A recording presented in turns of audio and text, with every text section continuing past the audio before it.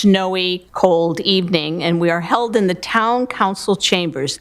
The date's Tuesday, January 27th, 2026. And I want to remind you that this meeting's being recorded, so turn off your cell phones. Ellen, would you please do the roll call? Sure. Good evening, everyone. Ms. Callan Carson? Here. Mr. Carey? Ms. DeBacco? Here. Mrs. DeRoberts? Here. Mrs. Drew? Here.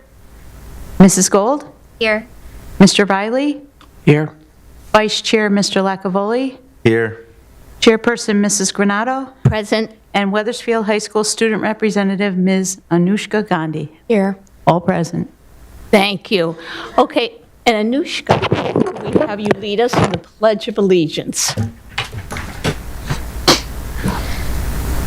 I pledge allegiance I pledge allegiance to the flag of the United States of America and to the republic for which it stands, one nation, under God, indivisible, with liberty and justice for all.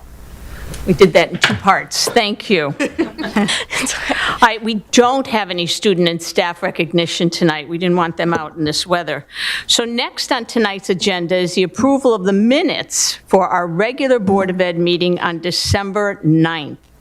Are there any corrections that you saw that we need to discuss? Okay, so may I have a motion to approve the minutes? Motion. A second? Second. All in favor? Aye. Anybody opposed? Any abstentions? Those minutes are approved. We have another meeting of the Board of Ed hearing panel minutes on December 19th, 2025. Are there any corrections? Is this for an expulsion? Oh, okay. May I have a motion to approve those minutes? So moved. A second? Second. All in favor? Aye. Opposed? Any abstentions? Those minutes are approved. And I our- believe I have to abstain. I wasn't there. No? Say you don't know. Okay. But, All right. okay, but you don't want to put it as abstain? No, not if I don't have You to. can if you want to. You Okay, can. thank you. Okay. Yep, nope, So you're not You can abstaining? do it. not abstaining. And our last, we had a workshop meeting of the Board of Ed on January 13th, 2026. Are there any corrections? May I have a motion to approve those minutes? So moved. Okay, a second? Second. All in favor? Aye. Opposed? Any abstentions? Those minutes are approved. All right, now, is there anyone wishing to make a public comment? Please come on up to the podium and state your name and address, and may I remind you, your time is limited to 5 minutes. I won't even give you our reminder tonight because there's no one out there. Okay, thank you. I'll get up at once. All right, Mr. Whibby, you're on next. You have communications for us. Yes, thank you, Madam Chair. Just a couple of updates for the month. Finance Department's in the process of implementing a P card, short for Purchasing or Procurement Program for the entire school district. This is a no-cost service offered through our existing relationship with M&T Bank.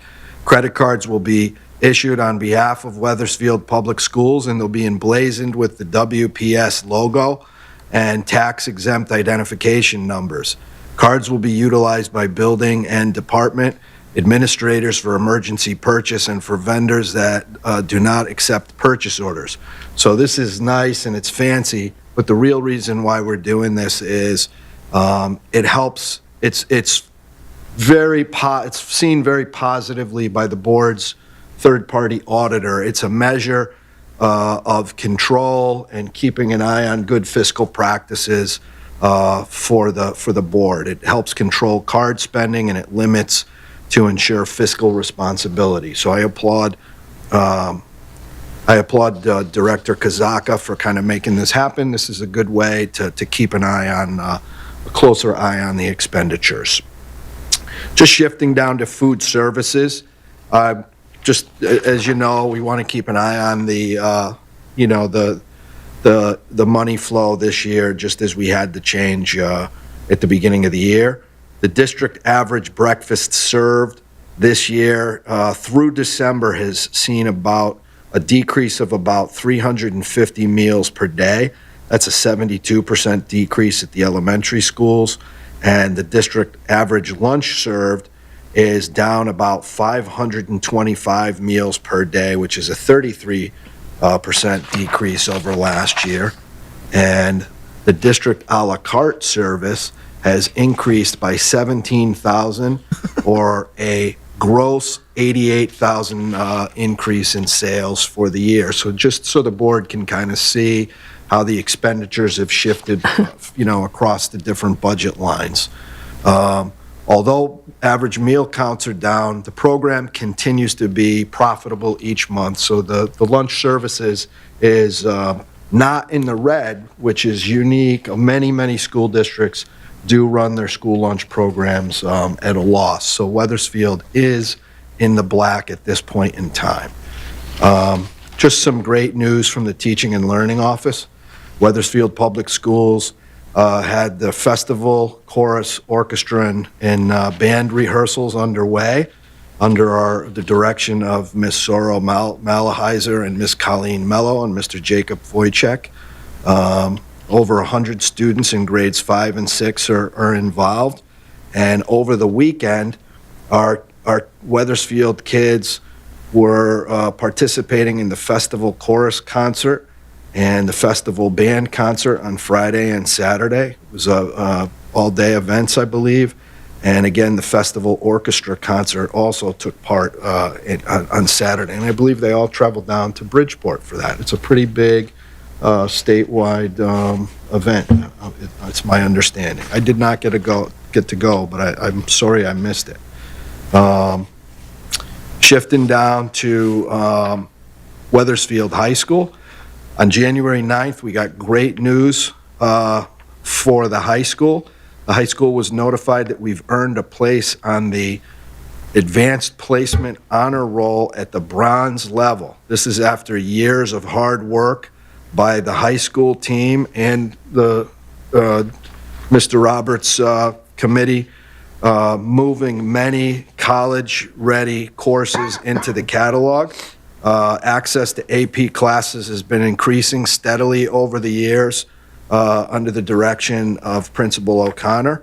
This is amazing work all around, so kudos to our high school and the great work that's been done here bolstering the course catalog.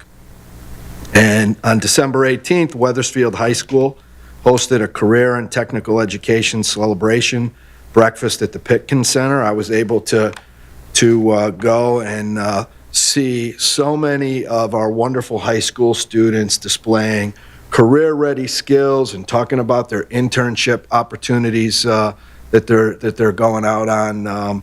That's headed up by Principal O'Connor and Mark over there at the high school, Mark Danaher, getting kids out into relevant real-world experiences in the community. It was a great culminating event by the kids. And I think, Madam Chair, that's a good snapshot of some of the things that have been going on over the course of the last month. Okay, thank you. And we can have a discussion, correct? Any discussion? Any comments, questions? I have a question, Mr. Wibby. Can you give me, or can Mr. Kazaka give me the definition of the emergency for the P card? I totally understand, the purchase order issues in regards to having the card, but what would constitute an emergency? At the school level, if they have to go out that day for some type of product, it's a lot quicker to use a card, and we've been reimbursing staff for many years, and volume has gotten to be a point where you have a card. Okay, thank you. And it just ups the ante on the accounting because the card keeps really, specific, gives us really specific expenditure, and it reduces the opportunity for fraud. Not that we're worried about that, but it just ups our internal controls. No, I just double checking, so. We promise, we're really strict about what they can use it for. Nobody wants to get slapped on the hand by Director Kazaka. Any other questions or comments? Okay, we'll move on. There is no action item tonight, so we'll move on from that. This evening, we have reports and discussion on our capital priority list. Again, Mr. Whitby? Thank you, Madam Chair. Before you, we put together our first iteration. I'm calling on reference 4. 3. Should be reference 3, although it says reference 4 on here. But it's our capital priority list, and we would plan on bringing this capital priority list first to the Facilities Committee twice a year, to the Finance Committee once or twice a year, and here to the full board once or twice a year for the board's review. And I just want to explain a little bit about what the capital priority list entails. Essentially, it sets the bar for needs across the schools. It engages our stakeholders, our teachers, our parents, our families, even our students, and our principals in identifying what our needs in the building. And then that crosswalks that with the process of inspections. So twice a year, we'll be inspecting all of our Board of Education facilities. Once will be in the spring. The second time will be in August. And the reason for that is in the spring, we're doing an assessment of the needs of the building. We're helping to compile this capital priority list, or the things that really need to get done at the school level. Then we're coming back right before school starts, a couple weeks before we open school, and we're inspecting and rating the schools again and giving them a score. And what it does is it lets us have some control on making sure school readiness is up to snuff. The things that we identify in the spring, we want to make sure that we get a lot of those completed for the opening of school. Now, at the same time, this is like killing 2 birds with 1 stone. It's helping us generate our priorities across the district. You know, it helps us identify things that are safe or unsafe, or areas that are a threat. It shows, you know, opportunities that we can have. What we'll be doing is we'll be compiling lists for each of our campuses. And first, it'll be a facilities list. Second, it'll be an IT list. And third, it'll be a security list. So we're categorizing the things in 3 areas. You know, I'm urging the work with the principals at each building to have about 7 to 15 items per location. And then I can bring to your attention as we get down to page 21 through our board facilities committee, we'll be kind of picking what makes the most sense for kind of like a district top 10 list. It could be 12, it could be 15. I like to say top 10 because I love David Letterman. I say that I tell that joke all the time. But it allows the board to have some input on what the highest priorities are across the district. And it makes it easy for us to communicate our needs with the town. So this is really the first iteration. We'll be calling together a district-wide facilities committee this spring to work on the inspection criteria. We just have like a placeholder in here of a school inspection checklist from another place, but we're going to work on taking a look at this and making sure that these standards fit our needs here in Wethersfield. And we do plan on going out and inspecting the facilities and coming back and reporting back to the Board of Education twice, one in the spring and then, like I said, one again over the summer. So we look forward to communicating with the board on how the facilities are doing. And, you know, this is a point in time where it's really important. The citizens of Wethersfield rolled up their sleeves and they very generously provided us with a referendum to support the elementary schools. And we want to show our citizens in Wethersfield that we're good stewards of their investments in the capital bestowed upon the Board of Education. We appreciate their generosity, and we want to take good care of the assets that the town has provided us with. And so this is one of the 4 or 5 strategies that we will utilize moving forward to preserve and extend the lifespan of these buildings. We want to make sure that we're getting a good 50 or 60 years out of these new buildings that will be coming online over the course of the next 6 or 7 years. So like I said, this is our first measure, and this report will get more robust, more accurate, and more engaged with by our stakeholders over time. So I'll pause now for questions or discussion, Madam Chair. I would like to say right from the start, shared services has been very involved in this, but we've never had a way to say, here's the list. It hasn't been as concrete as I know I would like it, and I think we need the input from the principals, and this is such a great list. Any other comments? Amanda, and Amanda's on our building committee. I am, so I'm very excited about this, not only because we have the new buildings and we have to show the residents and the taxpayers that we are being responsible, but this also is the very first step towards, while it might have been something we've done internally, this is actually something that we're showing the public, and it's more of transparency, and it shows and it proves that the Board of Ed really wants to make sure that the public knows what is going on with our schools, where we see the problems are, so that they know that we know. And I think this is a really great step towards the transparent, one of the issues of communication that we have. So I appreciate it, and I look forward to going through this one. So thank you. Well said. Thanks, Great. Amanda. Yeah. Anyone else?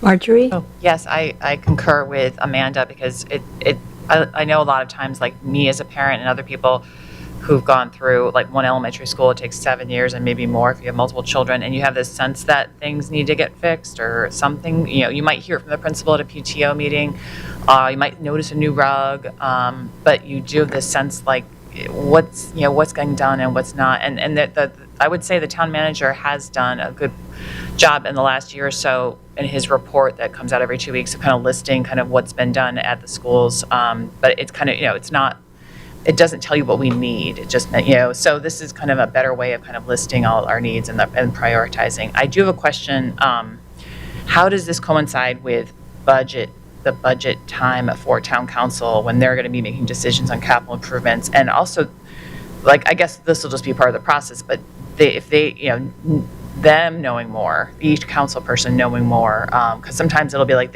someone tells them they happen to have a conversation in a restaurant with some constituent, and they hear about a playscape, or they hear about this, and they hear about the random things, and then they start to advocate for those things. But it would be nice to know kind of like how we're going to bring the town council in and timing it with the budget.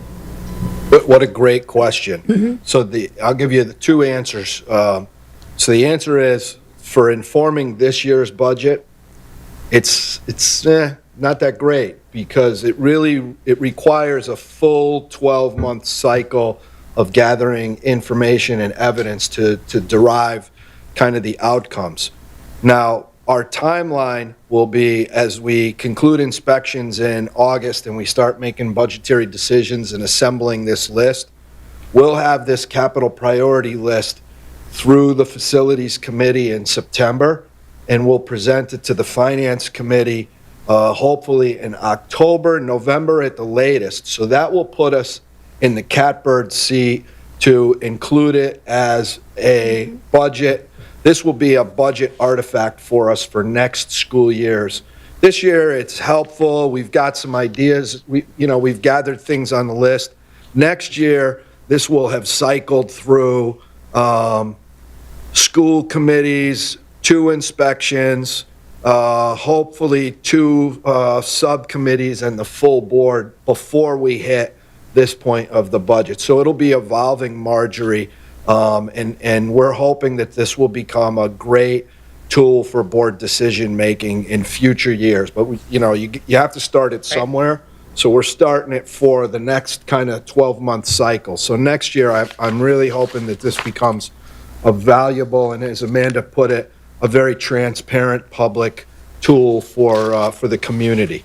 Right. I would also say that Sally Katz, the last couple of budget cycles, has done a great job at doing a budget presentation of what needs to get done, and she's paying very close attention to the schools and what they need, and she knows very well as well. But it's more like she knows, we don't always know, and we don't always know how that, and not everyone's looking at that presentation. And so there's just bits and pieces happening, and definitely people are looking at things, but it's not like a holistic kind of system, I feel like. So this will hopefully bring that around. And does it include outside and inside? Because there's always that issue of like an outside. Okay. Absolutely. I guess I don't have anything completely new to add, but I want to echo what Amanda was saying. And Mr. Ribby, it's like you've been listening to our constituents all summer and the past year that we have been working toward passing this referendum. People really wanted to know that there was a strategy in place for maintaining the investments that taxpayers are making in our schools.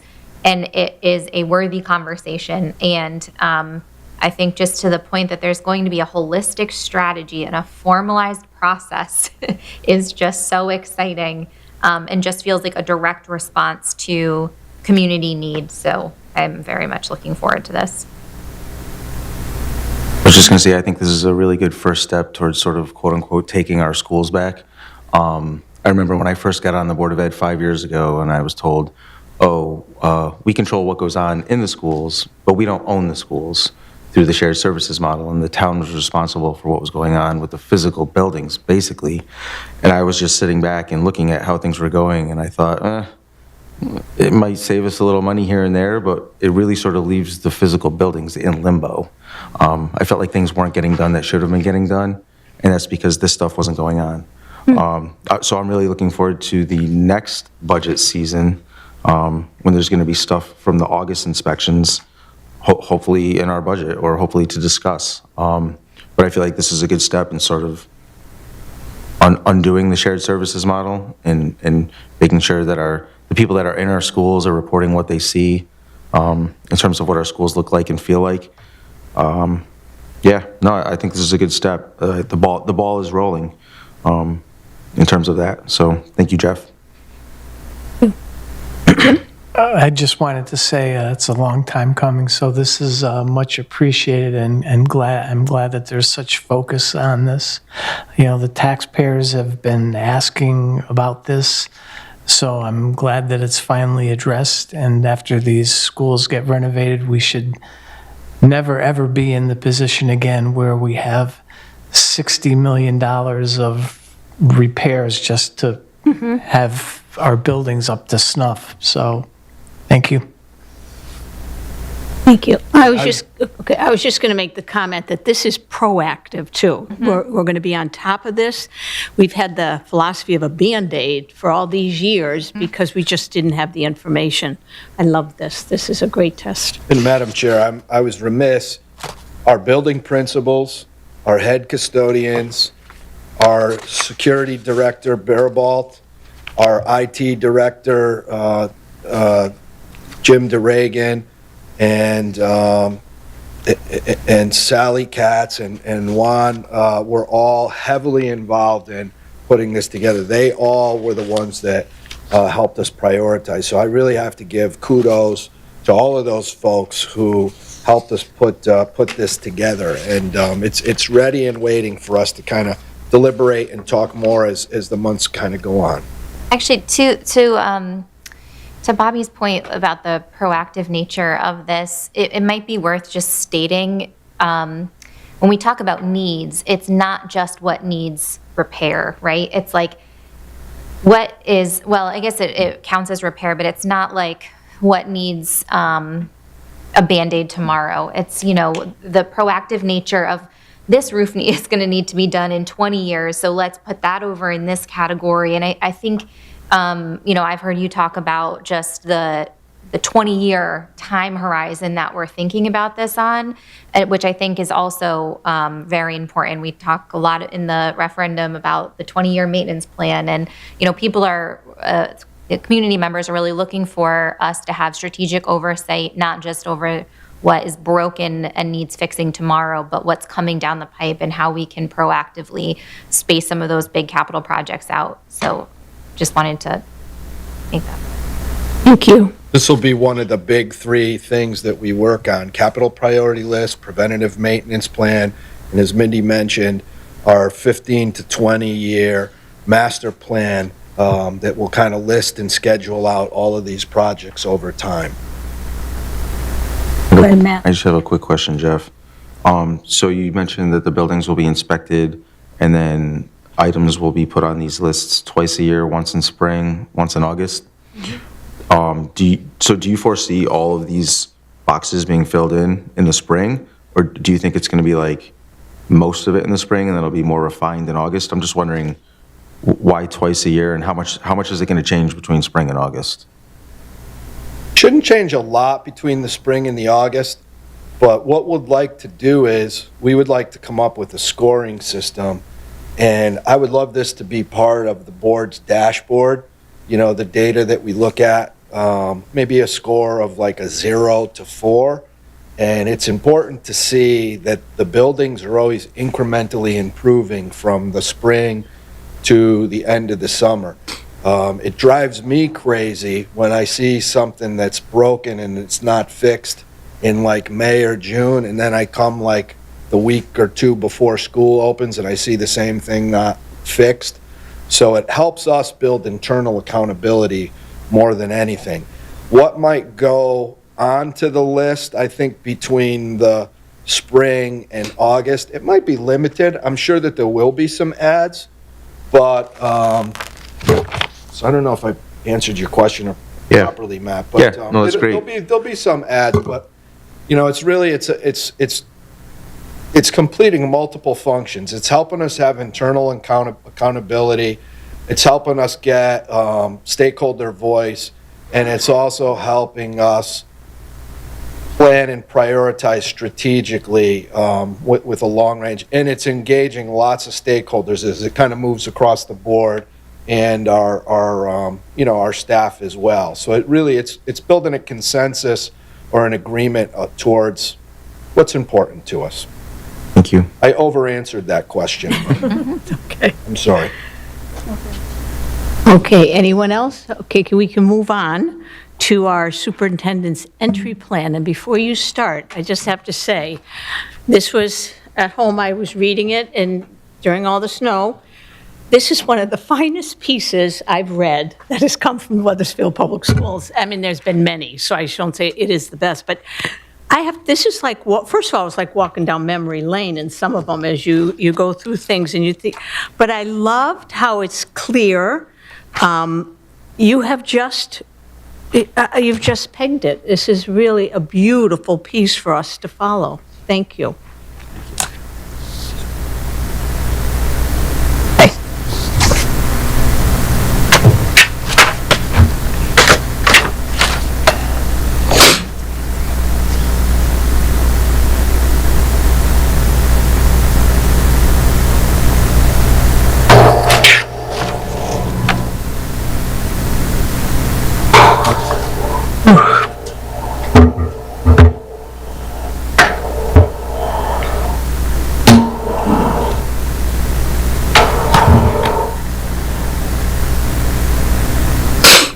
Ops here, ready to go.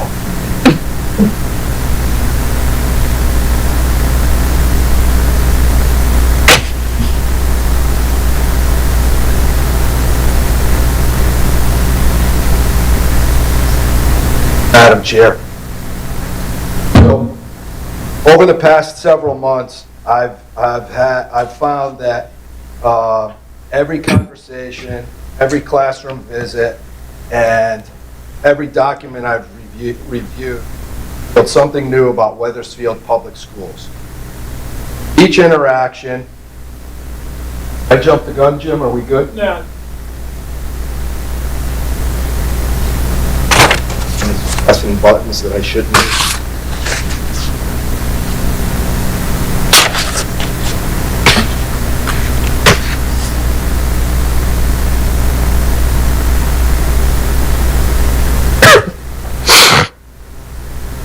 With each interaction, my understanding deepened about the schools. With that deeper understanding came the need to revise, refine, and sometimes rethink what I believed I had learned. I was having kind of trouble putting this project to bed. Like, even as late as like a week and a half ago, I'm like, oh, I gotta write some more. And appreciate Miss Underhill's firm, will you wrap it up? Okay, type of a commentary, because I really loved the work. It was just so much fun meeting people, learning about the school, talking to the kids, talking to the teachers, talking to the educators, talking to the families. It was such a wonderful experience. At a certain point, I did realize that this work is not about arriving at a final, fixed conclusion. It's about capturing the most honest and accurate picture possible at this moment in time, knowing that my perceptions will continue to evolve as I listen and learn alongside of the Wethersfield community. This entry report reflects what I've come to understand so far, grounded in the voices and experiences of many people who have welcomed me into their classrooms, offices, and conversations. And as a responsive leader, I know it is my responsibility not simply to present findings, but to remain engaged, open, and attentive to the ongoing insights of our students, staff, families, and community partners. This report is a milestone, not an endpoint, and I look forward to continuing this learning journey together as we shape the future of Wethersfield Public Schools for the many years to come. So tonight, I want to share the 3 front sections of my report. I want to go over the processes, methods, and timeline, current state summary, and our vision for the future, or like the executive summary. So I'll start with just the entry process, methods, and timeline. The purpose of the entry process was designed to build shared evidence-based understanding priorities as I begin my tenure. Right, somewhat quasi, maybe not so much scientific way to build fucking chew gum at the same time. Build shared evidence-based understandings of Wethersfield's strengths, needs, and priorities as I begin my tenure. Work directly informs the state of the Wethersfield Schools report, the upcoming budget recommendations. I want to talk to you a little bit about the scope of engagement. So from July 1st through November 1st, I conducted structured and comprehensive entry processes that included document and data review, school and classroom visits, those are my favorite, interviews with school and district leaders, teacher and staff focus group interviews, conversations with parents, community members, and students, community survey. I conducted a community survey over the summer. Total of 266 participants completed the survey. Total, I met formally with 364 plus stakeholders whose perspectives shaped the findings. If you had asked me in July, Jeff, what would be success? How many people would you have liked to have talked to? I would have said, if I get to 150, 200 people, I would be really happy. When Kristen told me, when we came back after the holidays, they're like, what are we up to? She was like, 360 people. I couldn't believe it. I knew we had talked to a lot of people, but I was really pleased that we had a good number of folks. To focus on the findings, the entry work surfaced clear themes related to student achievement trends, program effectiveness, staffing and class size considerations, facility and resource needs. These findings form the foundation for initial strategic priorities and future budget implications. In December, I started to write this report, And I realized as I started to put it together, and I wrote a lot of I fleshed it out, I wanted to make sure that I had heard things correctly. I had this like fear kind of set over me. What if I didn't ask enough people? What if I didn't ask the right questions? What if I didn't hear things right? What if? And I really felt the need to do a verification process. So I decided to take some of the findings and go back to the schools, particularly under teaching and learning, because that was the one section that just popped. I mean, as you have an opportunity to kind of go through the report, you'll see there'll be several paragraphs in various areas. Teaching and learning was more than 5 or 6 pages. I just felt like I want to go back and check with the certified staff one more time. So again, Ms. Underhill, who says making my calendar and my schedule is like managing a Tetris game on full speed all the time, had to add some more of the weird blocks into the schedule at once. And I went out and went to a couple faculty meetings at different schools. I went to teacher leadership meetings. I had principal leadership meetings where some of them came in, and I asked them 3 questions. What did I get right with this report? What did I get wrong with this report? And what did I miss? So with the new boss, people, a lot of agreement. But what did I get wrong? At first I was noticing they didn't want to say anything. And I was like, no, it's okay. You can tell me what I got wrong because actually it was just what you told me. I'm like, so it's okay. This is a safe zone. But at first I noticed like people didn't want to say, Mr. Wibby, you were wrong about this. So I had to like show them like, no, it's okay to tell me that I missed something. Kind of got through that at each situation. But it led to great, robust conversations. And I found that this step strengthened my report. It strengthened the credibility of the findings and assured that the final report was more reflective of the lived experiences. It's not perfect. It probably, it's never perfect unless you have 100% of everybody telling you that. And, that would take me 9 years. So I'll be excited to do an exit report in like 9 to 11.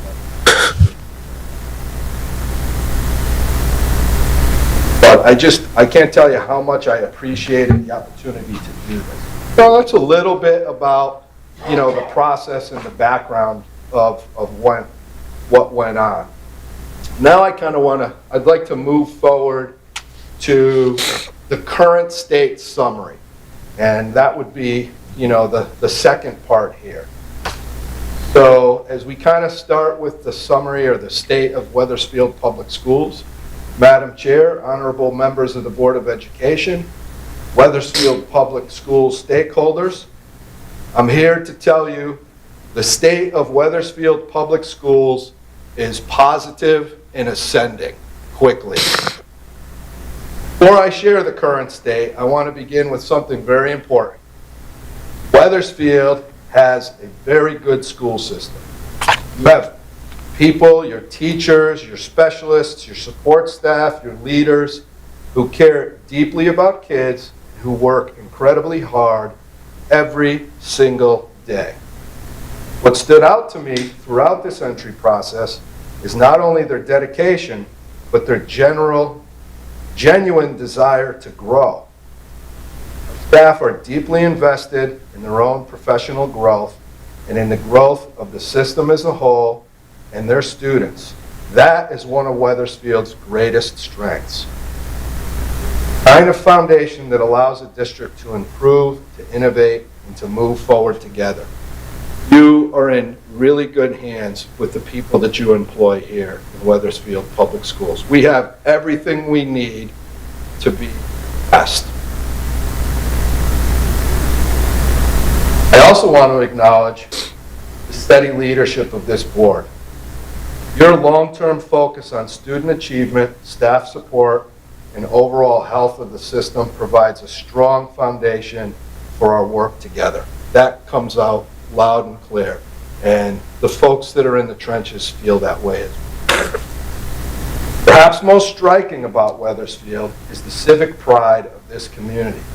Wethersfield shows up for its schools in ways that are rare through volunteerism, attendance at events, and the way families speak about their experiences.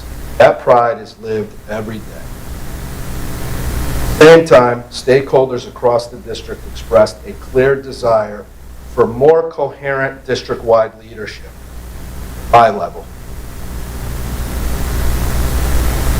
Without unified direction, we've seen inefficiencies and inequities emerge with schools and departments, sometimes operating in parallel rather than in partnership. Strengthening coherence is essential to ensuring consistent expectations and high-quality learning opportunities for every student. A major theme in the findings is the need for stronger alignment among scheduling, staffing, and student needs. Too often, intervention time, specialist assignments, and planning structures are shaped by adult availability rather than a unified vision for learning. It's like the tail wagging the dog.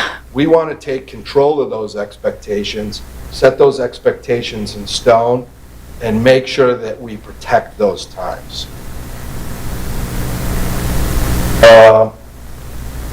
Forward, yeah.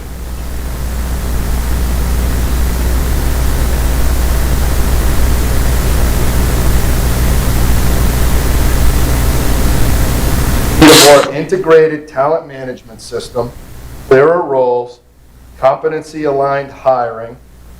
What this looks like is identifying what's an ideal teacher look like for Wethersfield Public Schools, making that vision of a perfect Wethersfield teacher, and going out proactively and seeking that set of attributes for our teachers.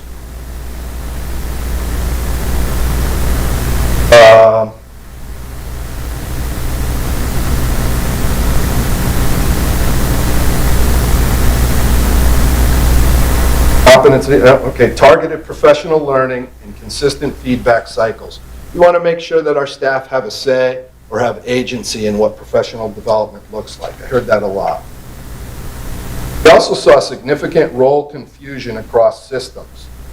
Families often bypassed school-level channels and went directly to town officials or Board of Ed members, which created frustration or slowed the problem-solving process down. Clarifying roles and reinforcing communications pathways will be critical to improving customer service, and spent the better part of July dealing with the fact that nobody really knew where to go, who was the right person to go. It's frustrating for everybody. People want to have solutions, and we want to provide customer service-like solutions to our families and our staff. Communication emerged as a particular challenge at our middle school. Families expressed the need for more structured, predictable updates about student progress. While communication at the elementary and high school levels was largely positive, SDMS requires more intentional systems to support. Transitions both into and out of SDMS were described as stressful for students, staff, and families. Concerns about discipline expectations, all student experiences. Transition points require more coordinated support to reduce academic and social emotion. I heard a great deal of dissonance between our stakeholders about this. When I was talking to the staff at SDMS, they asked, we need stronger behavioral supports. And families, interestingly, said that they felt like sometimes it felt overly punitive.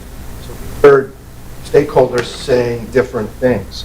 And I think there's just dissonance in expectations. And I think we can help with that and clarify and set up communication structure. We'll get to that later when we talk about our vision forward. Finally, the condition of our elementary facilities remains. Many buildings lack systems and spaces needed for modern teaching and learning. The town's recent decision to advance a major capital initiative is an important turning point and it underscores the need for more coherent, long-term approaches to facility stewardship, akin to what we were talking about here today with capital priority list. That's one of the first initial steps, that we need to consider.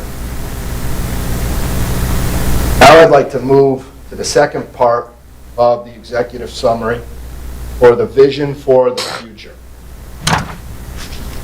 Before I get started with this, I just want to explain it a bit. As I share this vision for the future of Wethersfield Schools, I want to frame it both as aspirational and grounded in what I've learned from our staff, family, students, and partners. This is not a distant ideal. It's a direction shaped by the strengths we already possess and the opportunities that emerge through the entry process. What you will hear will reflect where we are headed as a district, and will be committed to coherence, clarity, and continuous forward-looking roadmap that builds on the dedication of our people and the pride of this community, and it outlines the system we will put in place to ensure every student experience consistent, high-quality learning across all schools. Ultimately, I'll plan to build our systems for 3 student developmental benchmarks. You'll hear me talking about these frequently. Number 1, we're always going to strive for 100% of our students reading at grade level by the 4th grade. This is an important developmental benchmark because if children are not reading at grade level by grade 3, by the end of grade 3, there's a higher statistical prevalence that they will be incarcerated by age 19, going on to higher education. That's a national statistic. That's why 3rd grade reading is a very important benchmark for us to focus on.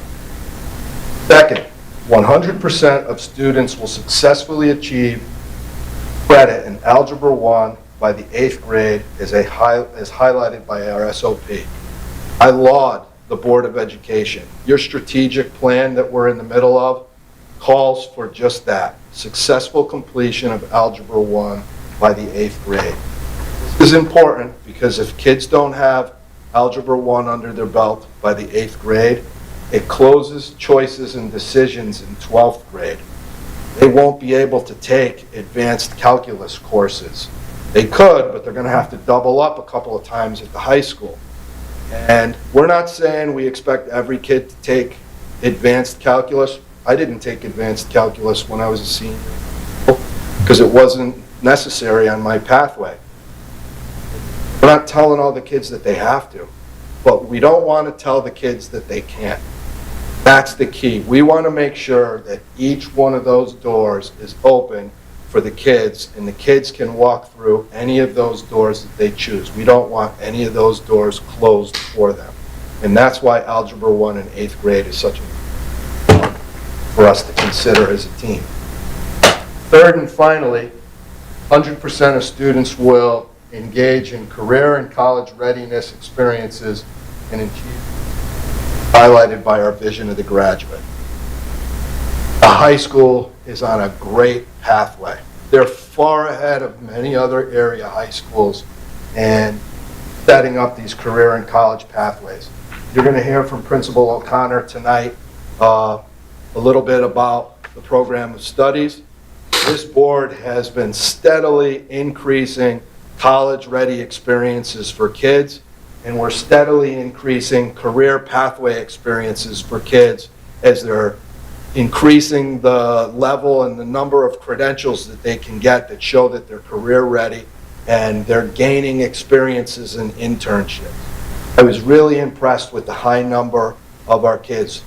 In 2 or 3 years, Siobhan and I would like to see north of 100, 150 of our juniors and seniors out one period a day towards the end of the day, out doing shadowing, internship experiences, getting prepared to get those relevant experiences to deepen their learning. I always like to tell that story. When I was up at UConn and I took physics at UConn, I remember feeling inadequate in math. I saw how important math was, and I fooled around probably too much in math in high school. I didn't pay enough attention, I think. And then when I got into physics, I was like, oh man, I wish I paid attention more in high school in algebra and wasn't passing notes to the girls all the time like I probably was doing. But what I noticed was I accelerated through algebra on my own because I wanted to learn about it because physics was so cool and I was so motivated. And that's why when kids go out and they have those types of experiences and internship, it turns the light on why that learning is important. And that's why those types of experiences are important for us to program as we move forward. We want to give the kids these great classes, but we also want to put alongside them those great experiences because it builds that relevance for the kids. And they understand why they're learning about that Algebra 1. Okay. First and foremost, talking about my vision here. Weathersfield Public Schools become a continuously improving learning organization. Become an incremental, persistently growing learning org. We will operate as a coherent, student-centered system where scheduling, staffing, and instructional supports are intentionally aligned to meet every learner's academic and social-emotional needs. We will protect instructional time and strengthen our supports. Weathersfield Public Schools will always place our highest needs learners in supportive instruction with our highest skilled staff. Our schools will be organized around protected time for high-quality instruction and intervention. Staff will have clear role expectations, and decisions will be guided by timely, meaningful data at the right moment. This is what it'll look like. We'll build a strong, empowered workforce. Strengthen talent management systems through competency-aligned hiring, targeted professional learning, and consistent feedback cycles. Cultivate a skilled, empowered workforce capable of delivering on our instructional vision. Number 4, we will establish system-wide role clarity. The district will implement a clear, coherent system of role clarity to strengthen communication, responsiveness, and accountability. I'm looking forward to the board's decorum and civility policy, which we'll be looking at soon, and it will anchor respectful, productive engagement. We'll update job descriptions, and user-friendly responsibility charts will guide families and staff in understanding who handles what in each level of the system, so our families and stakeholders will know who to call and how can we help. We will strengthen SDMS communication and family partnerships. Middle school will adopt more intentional, growth-focused structures for communication. We will have regular conferences, data-informed check-ins, and clear progress tools, which will ensure every family has a consistent window into their child's learning. These practices will deepen partnerships and help students take greater ownership of their growth. Number 6, we will work to create a grade 5 through 6 intermediate school at Webb. District will move towards establishing a dedicated grade 5-6 intermediate school to better support early adolescence. We will have a special focus on what 5th and 6th graders need to be successful. This model will provide developmentally appropriate structures, clearer behavioral expectations, and more gradual transitions into academic rigor. Grade 5 and 6 is when kids start to grapple with extremely rigorous math problems. They need to conquer these so that they can be successful in those 7th and 8th grade pre-algebraic and algebraic skills. That the learning curve is off the charts for kids in 7th and 8th grade when it comes to mathematics. It's just one of those things where it's a sharp uptake in rigor. And we want to make sure 5th and 6th grade gets the kids prepared for that. We will have a strong STEM focus to prepare students for advanced and rigorous concepts at the middle level. We will set our kids up for future success at our middle school. Weathersfield Public Schools' vision of a graduate pathway will guide benchmarks for successful transitions from elementary to SDMS, and equally for our kids going from the middle school up to the high school. Finally, we will advance long-term facility stewardship. Weathersfield Public Schools will adopt a comprehensive capital planning framework to protect new investments and ensure all facilities remain safe, modern, and instructionally aligned. This includes clear capital priorities, proactive maintenance, routine inspections, transparent reporting, and coordinated planning with the town. By anticipating needs rather than reacting to them, we will create learning environments worthy of the pride this community holds. At this point, I want to close with gratitude. I want to show my deep appreciation for the Weathersfield community. I want to acknowledge the extraordinary generosity, patience, and openness shown by students, families, staff, leaders, community partners, and board members. Pride and support expressed for our schools were evident in every conversation and every classroom visit. I was especially moved by the professionalism and the dedication of our teachers, specialists, support staff, and leaders. Daily efforts sustain student learning and school culture. From a personal reflection standpoint, over these months, I've truly come to care deeply for Weathersfield school community. Warmth, commitment, and shared belief in our students' potential have inspired me. I am energized by the work ahead and grateful for the trust placed in me as we move from early insights to thoughtful action and lasting progress. At the moment, I'd like to pause for Board of Ed initial comments and questions, but I also want to kind of lay out what I'm thinking for our next steps.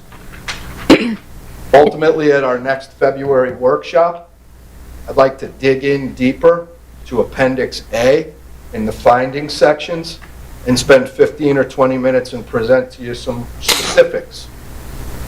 And then that would lead to further Board of Ed discussion and questions. But with that, Madam Chair, I'll pause now for comments or questions that the board members have at this time. Okay, anyone for comment or questions? Dennis? I just was so excited reading this over the weekend to actually have a roadmap, a cohesive plan, coordinated, and where people really know what they're supposed to be doing, and no role confusion, and that together with the maintenance plan, I'm blown away. We've never seen anything like this, and reading it, I thought, of course. This makes sense. This is great. So thank you so much for all of this. This is a lot of work, and I am so excited to see it happen over time. Okay. And the best part about it is everybody in our community helped write. I just wanted to say thank you, and I think when we hired you, we were looking at change is. It can be difficult, and it can be either one of two things. You can stick with what you have in the past, or you can make an inroad and do something new. And I think everyone here on the board is supportive of we're going to do something different. We're going to make some changes. We're going to try to improve things. We're going to shake them up, and that comes from from the top. So much appreciated by myself and the board. I just wanted to say that I really appreciate your willingness to not only just meet with the school and the staff, but to also meet with parents, non-parents, and us with the board. And I really, it warms my heart to know that you recognize how much everybody here loves Weathersfield and how much we're willing to fight for it. And, even this board, no matter what our political affiliation, we all really get along, and we really, know what our goal is in mind, and we appreciate that. And there was one thing that you said that we have everything we need to be the best. And so I think that right there just tells you, we have it, and so now we just need to show everybody, so thank you. I was just going to say, you've only been here 6 months. It already feels like you've been here a year, at least through all the stuff that you've shown us. I'm looking forward to seeing where you're at and where we're at once we actually hit a year.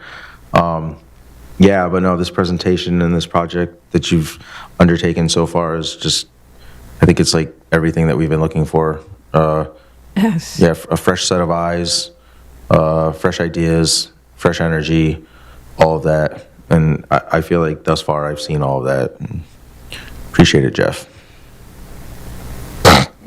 And I so appreciate this. And as I was reading it over the weekend, as many of us were, I thought I should have my strategic plan here and Jeff's state of the schools here, because now we've got everything. We've got the roadmap. We have the knowledge of what's out there, and we have the strategic plan to get us where we want to go. So I can't thank you enough. I'm telling you, this is a bestseller. It's great. Thank you. Anyone else? I would just say I really appreciate this, and I also it was like a listening tour, for you. And I know you kind of intimated sometimes you didn't know if they wanted to be honest or they were afraid to be honest, but you're like, no, really, just tell me.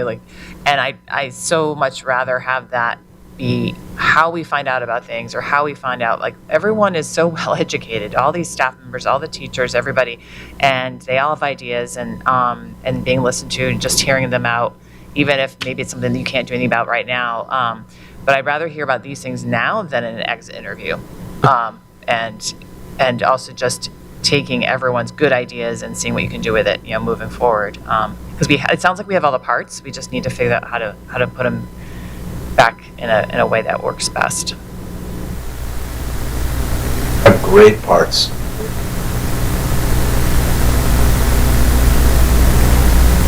Wolves. It's easy to see. Anyone else? Okay. I look forward to the work ahead with the Board of Education partnering to build our vision and our strategies to move this ball down the field. Thank you very much. I should put. Okay. We have one more report tonight on our Weathersfield High School course catalog overview. And I think Siobhan O'Connor's coming up. Thank you.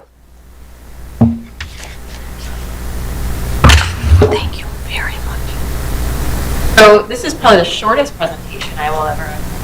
Mr. Superintendent Whitty did mention the course pathways, so I'm going to have Mr. Sutton bring that up so I can show you the version of that's now available for parents. So as always, thank you for the opportunity to be here. I enjoy coming here and bragging about our school and the changes that we're making. In my 5 years now at the high school, this is the shortest number of changes that we're making this year. So I don't know if that's good or bad, but I think it just means that we're running in the right direction. I think, as you know, as you've heard, for those of you who have been here, for those of you who are new to us, my role really is, and my driving force are two things. We want to make sure that every student has access to rigorous curricula, but that every student who needs support also is getting that support to be successful. The changes that we're making this year are reflective of that. So really only 2 new courses. One of them is pseudo-new. One of them is moving our pre-calculus honors class to an AP pre-calculus. When we really looked at the curriculum that the College Board was offering for this experience, it was only 2. So we definitely knew we had the time to make that shift, but it's also another opportunity for students to access college credit within the high school environment. Last year alone, we had 300 tests representing about 125 students who all got 3s or above on their AP test. Look at the average cost of a 3-credit college class in the New England area. We saved families potentially $1 million. I believe that we are also a customer service environment, and with 2 children in college, I really appreciate that savings, and I know that our families here in Weathersfield. If we can make that easy shift to the honors pre-calculus curricula, it's again offering another opportunity for our students. So that was an easy win and an easy shift for us. And so this is the first year that we do offer that. And that does mean that we do not offer honors pre-calculus. It's a replacement. Pretty much the same exact. We'll see that change. The other piece that we're going to be doing in the math department is we're going to be offering geometry with lab. Geometry with lab class offers our typical geometry curricula, but with one additional period. So for those of you who know our schedule, and Anushka certainly knows it well, we do a 6-drop-2 or an 8-drop-2. So that means we're having 6 classes a day. You're missing 2 of your classes. For those students who have a geometry or an algebra class with lab, they meet actually every day. They get an additional period to really look at remediation of skills. Could be skills that they didn't have from previous algebra experiences that are limiting their ability to understand. We want all of our students to master that geometry curriculum so they are eligible and ready to take algebra. That is the kind of entryway for almost all of our higher level math classes, the successful completion of Algebra 2. We want everyone to be there, right? Might not want to take it, but it's one of those classes that almost every student who is going into the college area really does need to take and first in, and so we really want all of our students to be able to act. Certainly love the vision of algebra within the 8th grade class. That would open up a lot more FTE in my building to offer those higher level math for us. But in that interim period while we're making that shift, it's really, really important that we provide these supportive classes. Also, as a current resident now, I can say, I'm also always really making sure that we're doing this with a zero budget implication if possible. So the way that we're able to offer that this year is we had a new course last year called Advanced Mathematical Decision Making.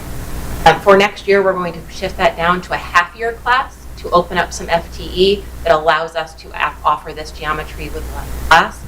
We felt that that is really where the need is, and so that's a more efficient, pragmatic use of our FTE within the math department. That rigorous curriculum.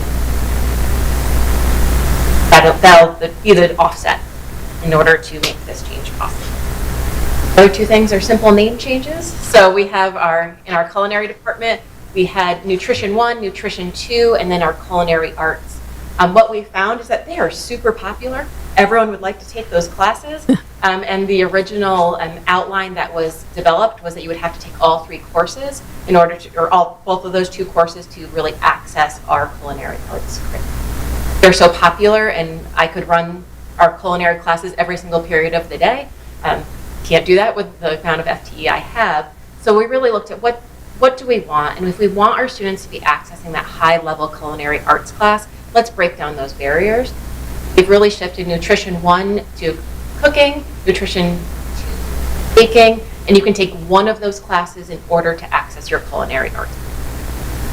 That will open up more doors, allow people to be in that culinary class. And if you were at the breakfast for our CTE department and our internship, our students catered that event. That is our culinary program. So that is real world experience, being able to cater, budget, do all of those things. We want more students having that experience. I can fill that class over and over again. We're excited about that change. We really think it'll allow more students to be in that classroom. Other 2 small changes is concert orchestra is now called chamber orchestra. And to lessen the confusion about what exactly is ecology and evolutionary biology, we simplified it. It's environmental science. So we're hoping more kids understand what it is so they take that class, because it really is a lot of people's passions, but we don't think understood exactly what the course is. And so we're trying to be a little more clear in our descriptions to ensure we're accessing the high-level classes. That is the summary of our course changes. But this is something that we've been working on at the high school. It is currently attached to our course catalog. We are working very hard on making sure those pathways that Superintendent Wibby are present and in information for our students. Again, this has really not been rolled out much at the high school at all, so you're getting kind of a sneak peek of them. But we've identified these 11 different pathways that we have courses that will support students who are interested in these fields, from STEM, marketing, law and public safety, consumer family sciences, education, etc. So for every pathway, as we scroll down into the document, it will list all of the courses, kind of a description of what is this pathway? What are related careers associated with this pathway? What are recommended, on this side is recommended courses, kind of those core courses within this pathway, additional courses, and the exciting new development, and if you've been following some of the things that are happening at the state, is what are the micro-credentials that students could get within each of these pathways. And so this is all work that we've been doing through our teaching and learning department, connected with our internship and career counseling department, and myself, trying to all kind of get all of us on the same page so we can really offer these true experiences for kids beyond the classroom and give them another opportunity, another leg up as they're building their resume here at Wethersfield. We'll continue this work and integrating this within kind of all of our courses, but kind of our first beta edition. So,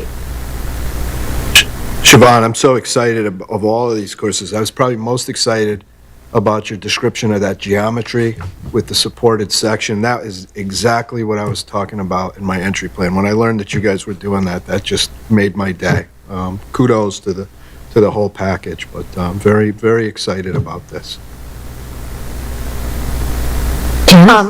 I remember reading through the geometry and the algebra with the lab curriculums, and I was just really struck by the idea of having the lab for those and how helpful that would be, and how I would have really liked that too.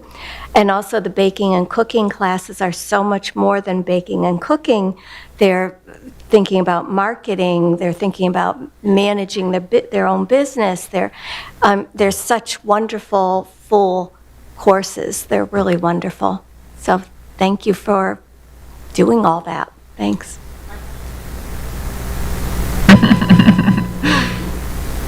Anyone else? Marjorie? With the labs, is that like 2 years in a row we've been doing those? correct, yep. So we currently have English 9 with lab and algebra with lab. What we did find based on our standardized test scores,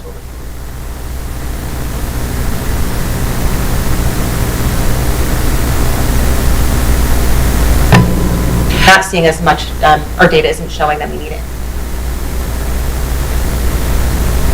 Right.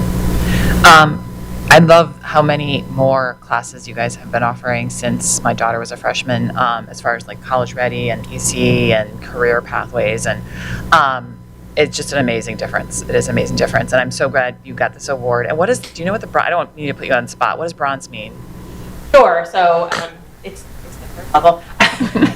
So we were You're on the podium. You're on, right. We've made it to the podium. I can give you the specifics. I can actually send it to Mr. Libby so he can send it out to you. We're actually, it's 3 different scores. One is around the percentage of students taking tests. One is about the actual percentage of students who are successful within the test, and then what is the school offering.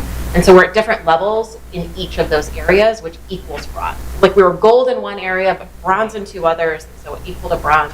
I don't like how the judges did that. Yeah. But I'll take it. I'll take it for all of these years. And then my final comment was like with all, I've always been on this subject about all the APs and all the ECAs. Is there a way, and we don't have to do it this year, but is there a way that because I was reading the whole catalog and I read it really, I'm really obsessed with the catalog all the time. And I'm like, oh, I wish I could take that. And all the great courses have been added over the years. Acting, all these like great electives, but just 1 page of all the EC, AP, career path, like all the different classes that are offered that could a kid, like somewhere in the catalog in the future, just 1 page saying, so that people can see it, all of it, in 1 page. Because when you go through the catalog, you see it eventually under the math, but it would be great for parents to see like all the possibility. We actually took that feedback, and we have our 8th grade parent night is coming up February 4th. Like to come and see that show. It's a great show. Our kids do a phenomenal job. We actually adjusted our presentation for that to highlight all the great things that we do offer at the high school. And so that will actually be a part of that, so I can easily integrate that. Yeah. And it's also just like, because you have to plan some of it. And I think, some are offered every year or some, and that would also be like just knowing that in advance, like these are offered every other year. They still do every other year classes? So we've been trying to at least put them as options within the catalog prior to take, so once they do. what are the options that we can offer based on both student interest and an FTE allocation. So we try to run as many as possible. Like, for example, we used to offer Physics C on the off years. What we've decided to really do is put it out there every single year and see if we have enough students who want to take it. We've actually been more successful at that model than the older model prior to my being there is every other year offering. Right, like AP Euro, it was like every other year, and then if you didn't realize it wasn't offered, yeah. So that's great. I think I noticed that in the catalog, like it's still, everything's offered, and that's more like the college experience. Like the college will just take off a section if they don't get enough people in the class, and then those students then have to find another class, but it gauges interest, yeah. And that's, when we tell people all the time, you're salespeople of your own courses. If you have a passion for this course, get out there and advocate for it, because we really do have to run it based on what our student need is and but what also is the student desire. So. Anyone else? Anyone else? Well, Siobhan, I want to say thank you. I'm losing my voice again. I want to say thank you.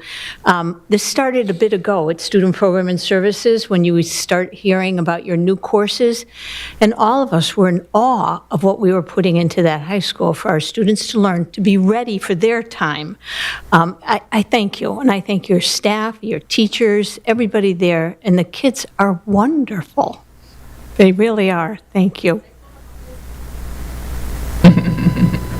Did someone else want to say anything? Well said? Okay. Thank you, Siobhan. Thank you very much. Okay. So we finished our reports. Our Board of Education meetings held. I'm going to turn to you first, Matt, okay? And you can wait for that to go up. No worries. I'll just get into it. So prior to tonight's meeting, the Finance and Operations Subcommittee met. We talked about a couple things related to the budget, this year's spending. On a month-to-month basis, we are now back to being under budget, not because of the reversal of any outplacements, but due to lower cost new hires that we had brought in that cost us lower than expected in terms of what we were spending for employment. There were about 30 changes in positions where we realized the cost savings. We looked at some of our outplacements as usual, as we do on a month-to-month basis. We are currently above the amount of students that we budgeted for being outplaced, partially due to an uptick in expulsions. And we discussed insurance, which is one of the main drivers in next year's budget.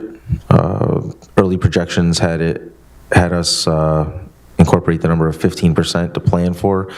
It's ticking downward as it normally does. We hope that it can tick down a little bit more.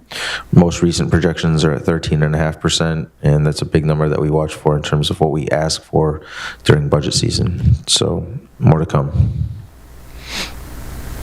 Okay, any questions for Matt on that? We just had that meeting. I'm always thrilled that you get those minutes done. Thank you. So we'll move on. We have our meeting scheduled. We have policy and planning coming up. Is that going to be in our workshop? Yeah. Yes, okay, during our workshop meeting. Thank you. All right, is there anyone wishing to make a public comment? Please come on up to the podium and state your name and address. And may I remind you that public comments are limited to 5 minutes. Okay, are there any board comments? Janice? Excuse me.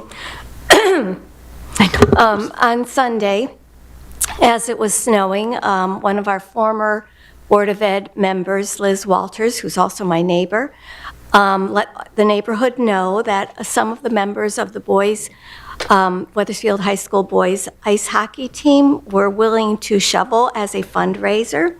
And we were thrilled. There was just so much snow.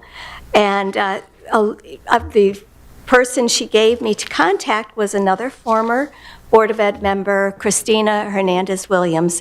And so her son, Raj, and his fellow member, ice hockey member, Tyler Jeangrave, I believe is how you pronounce it, were at our house bright and early Monday morning. And I'll tell you, by the time they got done with the driveway and the sidewalk, there wasn't so much as a little clod of snow that fell from a shovel. They made it spick and span, and then a friend of mine who lives alone was becoming very weary from trying to keep up with the snow and clear everything, and I told her about the fundraiser, and Raj and Tyler got over to her house, and she said she could not believe how perfectly thorough and wonderful of a job that they did. So maybe if we have that big storm Sunday, they'll be ready to do that again. But anyway, so very much thankful to them for doing that. It was a big help, and more than the help and more than our opportunity to contribute to the team, it just gave everybody a really nice, warm sense of community. It was really, really lovely. So we really appreciated that. Well, thanks for letting us know. Thank you. Anyone else for comment? Matt? I was just going to say that I appreciate the fact that out of an abundance of safety precautions that the school was closed today, schools were closed today. Last night, my wife and I went for a long walk. We like to go on snow walks when it snows a lot. And I was just walking around town, and I didn't feel safe walking around town personally. The roads didn't seem done. At the intersections where sidewalks had already been plowed, the plows then re-plowed in the walkways. You know how that goes. I just feel like it was good because we have a lot of walkers and a lot of kids that may have had a tough time getting to school today. So central office was open though, so it's nice to see that they all showed up and that they worked today. They didn't get a snow day. Okay. Anyone else? I just wanted to let everybody know that the building committee actually met last night by Zoom, so we didn't have to shovel out. But I've done it for you, though. We would have gotten you there. yeah, we met. Actually, we met for the first time with our architects, which is TSKP, and we discussed the. I'm going to cough in a second, so I apologize. We discussed the timeline in regards to making sure that we're actually on target for 2028. 2028 is a really big year for us. Currently, we're on target. We were able to move a couple of things. We're a little bit behind in regards to getting an RFP out for our construction manager, and that helps us in regards to figuring out the actual dollar numbers for the things that we want to have done and completed. And then also we want to get an owner's manager so that we can make sure that instead of having Sally being the one who's in charge of everything, we're actually having somebody actually do that. So our first step is hopefully by the end of this week, we will have a draft of an RFP for we decided the construction manager was way more important for the numbers. The owner can come out, but we want to make sure that we get the RFP out for that. And then they will just fall in line, probably like 1 month. Hopefully we'll have like a month-long opening so that they could bid. We'll make the decision, and then we'll go to the owners, the owners, I want to say it's OPM, the owner's rep. There's a lot of like acronyms. So that's where we are right now, and it's great, and we're moving forward, and so we're ready to go. So thank you very much. Great. Thanks for telling us. We love there was one more thing. Go ahead. Sorry. So there was also a discussion in regards to when we are going to bring information to not only our stakeholders, our townspeople, but also to the Board of Ed and the Town Council. So if there's at any point in time you want, or there's a period where you think that we should be giving you information, to let me know. It might be a little bit more sporadic or whatever, because we're still in the beginning phases, but if there's ever something that you need us to present, just let me know, and I'm happy to, see if we can get it done for you. Thank you. Thank you very much.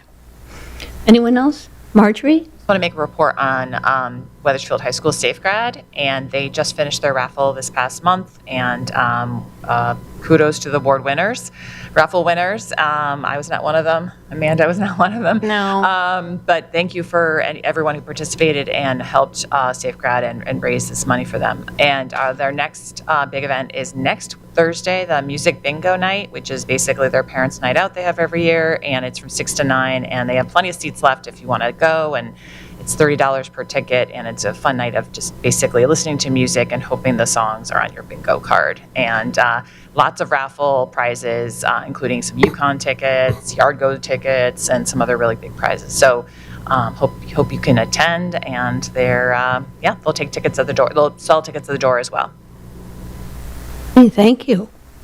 Indy? I was just realizing, I don't think we've had a meeting since I went to the web PTO, so I thought I would just mention really quickly that I went as the board rep for the first time, and I just want to give such a big shout out to Weathersfield PTOs. They are the most well-run organizations, and I'm a board chair of a nonprofit, and I would take all of them as board members. I've been to a couple different PTOs now, and I'm just so impressed. They care so much, but also they just are so like organized and efficient. And they talked about the holiday shop and how successful that was, and like master fundraisers. One thing that did come up that just I thought I would mention, because I know it's been mentioned in BOE meetings in the past, is Dollars for Scholars. Web currently does not participate, and that is due to their not accepting or considering open choice students in their awards. And so they're kind of looking at other opportunities and other ways to fund, college-bound web graduates. So I'm sure there could be some shared learnings for the other schools if they're interested. Hey, thank you. Anyone else? Well, I'm just going to do a challenge to all our 5th and 6th graders out there. The Town Council and the Board of Ed are leading a contest to find a kid mayor and a kid chair from each school. The contest begins soon in all elementary schools. If it stops snowing, we could get in there. At each school, Ken Lesser and I will be presenting the challenge with a presentation that explains the system of government we have here in Weathersfield, highlighting the Town Council and the Board of Ed. We hope to inspire and challenge our 5th and 6th graders again to tell us how they would run our town government, what they would change, and what they would add to make Weathersfield an even better community to live in and to go to school in. The board is so excited to have the winners for Kid Chair sit up here with us for a meeting and read their award-winning essay. Each elementary school has a board meeting here to show off their award-winning Kid Chair. So please join me in cheering and motivating them on, and our young students and possibly future leaders to take up this challenge and give us their best ideas and effort. And we can't wait. It really is fun. And I also want to give a shout out to Kristen Underhill, who became my right hand for her expertise and support. Thank you. Okay. Do we have any unfinished business tonight? All right. I am going to, One report. almost did it. I apologize. Okay. Scott, you're on. Good evening, everyone. Here's a quick update of what's been happening these past few weeks at the high school. Last week, students had their midterm exams, which were concluded with some snow days, which are very much appreciated. So thank you, Mr. Webby. I was manifesting a second on Monday night. It was like removing an internal organ. Yeah. Midterm exams also concluded the first semester of the school year, and tomorrow marks the start of the second semester. This week, underclassmen will complete their course selection process for the upcoming school year. And next week, like Ms. O'Connor said earlier, on February 4th, the high school is hosting their annual 8th grade night, where 8th grade families can come and see all that is offered at the high school. So there will be like different clubs, honor societies, sports. I usually go for like the tennis section. It's, I guess, cool. On the athletic side, our dance team had an outstanding weekend, earning second place at the annual Cheer and Dance Challenge held at Quinnipiac University. Additionally, our boys hockey team will be featured in an upcoming story on the CIAC website highlighting their Player Leadership Council and the positive impact it's had both on and off the ice. And that's everything that's been happening at the high school. Okay, thank you. All right, we don't have any unfinished business, and I am going to make a motion that we have an executive session to review the superintendent's midterm evaluation. Do I have a second? Second. All in favor? Aye. Opposed? Any abstentions? That motion passes. And I want to wish everyone out there a safe and warm evening. Good night.